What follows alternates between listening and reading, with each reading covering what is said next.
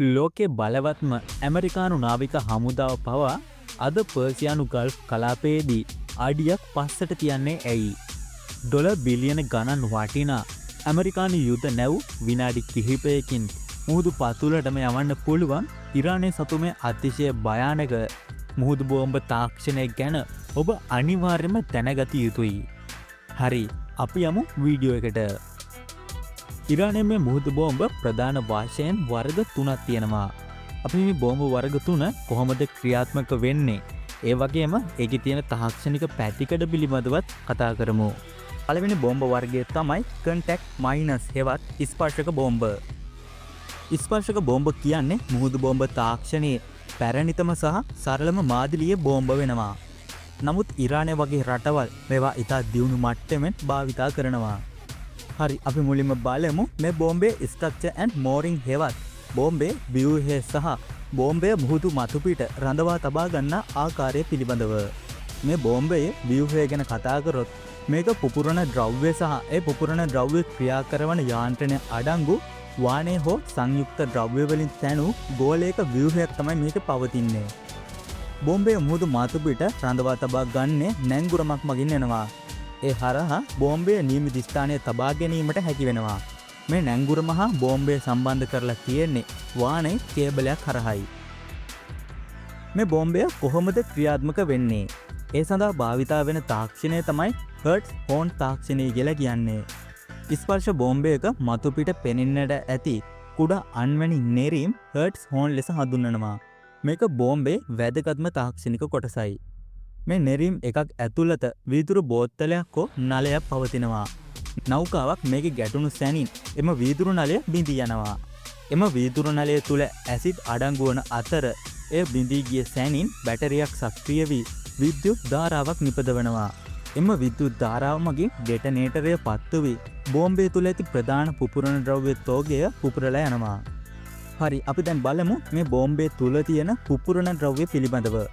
ඉරානයේ සාමාන්‍යයෙන් ස්පර්ශ බෝම්බ සඳහා TNT හෝ කොම්පොසිෂන් B වැනි අධි බලදී පුපුරන ද්‍රව්‍ය කිලෝග්‍රෑම් 100 සිට 300 දක්වා ප්‍රමාණයක් භාවිතා කරනවා. මේ බෝම්බේ පිපුරන විට ජලය යටින් සිදුවන පීඩන තරංගය නෞකාවක බඳෙහි සිදුරක් ඇති කිරීමටත් වඩා නෞකාවේ ව්‍යුහය සම්පූර්ණයෙන්ම බිඳ දැමීමට සමත් වෙනවා. දෙවෙනි බෝම්බ වර්ගය තමයි බොටම් මයිනස්. එහෙමත් නැත්නම් පතුලේ රැඳි බෝම්බ. බොටම් මයිනස් කියන්නේ තාක්ෂණික අතින් ඉතාමත් සංකීර්ණ සහ සොයා ගැනීමට අපහසුම බෝම්බ වර්ගයයි.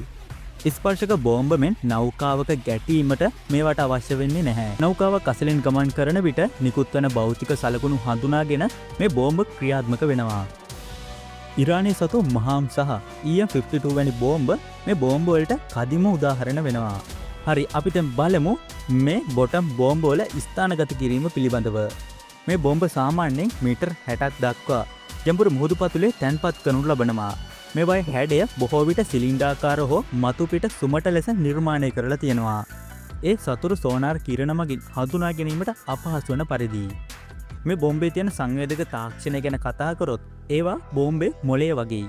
මේ සංවේදක ප්‍රධාන වර්ග 3ක් පවතිනවා. ඒ තමයි චුම්බක සංවේදක, ධ්වනි සංවේදක, පීඩන සංවේදක ලෙසයි.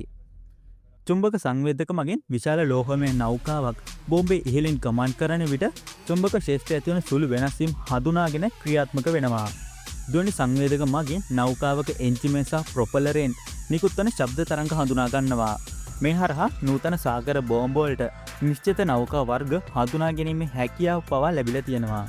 පීඩන සංවේදක මගින් විශාල නෞකාවක් ජලය මතින් ගමන් කරන විට ජලයේ පීඩනය මොහොතකට අඩු වෙනවා.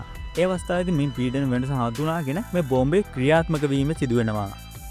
වර්තමානයේ පවතින මේ බොටම් බෝම්බ තුල කුඩා පරිගණක පද්ධතියක් අඩංගු වෙනවා. ඒ හරහා යම් නෞකා සංඛ්‍යාවක් ගිය පසු ඊළඟට එන නෞකාව පිපිරීමට සැලැස්සිය හැකියි. ඒ වගේම තමයි කලින් තීරණය කළ කාලයකට පසු බෝම්බේ ඉබේම අක්‍රිය වීම සැකසීමටද හැකියාවක් පවතිනවා. මේ බෝම්බේ පිපුරුම් බලපෑම ගැන කතා කරොත් මේ බෝම්බේ පිපුරුණු විට ජලය යටින් තැවන්ත වායු බුබුලක් නිර්මාණය වෙනවා. මේ වායු බුබුල නෞකාවේ පතුල වැදී නැව ඉහළට ඔසවන අතර බුබුල බිඳී යන විට නෞකාව නැවත පහතට ඇදමනවා. මෙහිදී නෞකාවේ මැද කොටස සම්පූර්ණයෙන්ම කැඩී යාමෙන් නෞකාව මිනිත්තු කිහිපයකින් දිය යට ගිලී යනවා. තුන්වන බෝම්බ වර්ගය තමයි ලිම්පඩ් මයිනස්. ලිම්පඩ් බෝම්බ කියන්නේ නාවික යුද උපක්‍රම වලදී සබොටේජ් හෙවත් සෙමෙන්ට් සිදු කරන විනාශයන් සඳහා භාවිතා කරන වඩාත් සූක්ෂම බෝම්බ වර්ගයයි. මේවායේ නම ලැබී ඇත්තේ මුහුදු පර්වතවල තදින් ඇලී සිටින ලිම්පඩ් නම් බෙල්ලන් විශේෂයක් මගින් වෙනවා. ඉරානය මේ බෝම්බවල තාක්ෂණය අතින් ලොව ඉහළම තැනක පසුවන අතර පර්සියානු ගල්ෆ් කලාපයේ නෞකා ඉලක්ක කරගති. ප්‍රහාර කිහිපයකදීම මෙයා භාවිතා කර ඇති බවටත් වාර්තා වෙනවා. මේ බෝම්බවල ඇති ප්‍රධානම තාක්ෂණික ලක්ෂණය වෙන්නේ ඒකේ තියෙන ප්‍රබල නියෝඩියම් චුම්බකයයි. කිමිදුම් කරුවෙකුට හෝ කුඩා බෝට්ටුවක සිටින අයෙකුට ඉතා පහසුවෙන් නෞකාවක වානේ බඳෙහි මේක අලවා තබීමට හැකි වෙනවා. මේවා බොහෝ විට අර්ධ ගෝලාකාර හෝ පැතලි පෙට්ටියක හැඩය ගන්නවා. මේක ජලයේ ගලා යෑම අවහිර නොවන ලෙස නිර්මාණය කර ඇත්තේ නෞකාවේ වේගෙන් ගමන් කරන විට බෝම්බය ගැලවි නොයෑම සඳහායි. ලිම්පඩ් බෝම්බ ක්ෂණිකව පිපුරා යන්නේ නැහැ. ඒ වෙනුවට ඒවයේ කාල ගණන නැත්නම් ටයිමර් එකක් පවතිනවා. ඔරලෝසු යන්ත්‍රයකට සමාන ක්‍රමයකින් නියමිත වේලාවකට පසු බෝම්බය පත්තු වෙනවා. බෝම්බය සක්‍රිය කළ පසු කුඩා ඇසිඩ් පෙත්තක් දිය වී යාමට සලස්වා එය අවසන් වූ පසු පිපිරීම සිදු වෙනවා. ඒ වගේම තමයි නවීන ලිම්පඩ් බෝම්බ රේඩියෝ තරංග මගින් දුර සිට පාලනය කළ හැකි බවටත් සඳහන් වෙනවා. මේකේ විනාශකාරීත්වය බැලුවොත් ලිම්පඩ් බෝම්බ සාමාන්‍යයෙන් මුහුදු බෝම්බ තරම් විශාල වෙන්නේ නැහැ. කිලෝග්‍රෑම් 5-15ක් පමණ තමයි පුපුරන ද්‍රව්‍ය අඩංගු වෙන්නේ. මේවායේ අරමුණ නෞකාවක් ගිල්ලා දැමීම නෙවෙයි. එහි එන්ජින් කාමරයට හෝ ප්‍රොපලරයට හානි කර නෞකාව අක්‍රිය කිරීමයි. ජලය යටදී සිදුවන පිපිරීම නිසා කුඩා පුපුරන ද්‍රව්‍ය ප්‍රමාණයකින් පවා නෞකාවක බඳෙහි විශාල සිදුරක් ඇති කිරීමට මේ බෝම්බ වලට හැකි වෙනවා.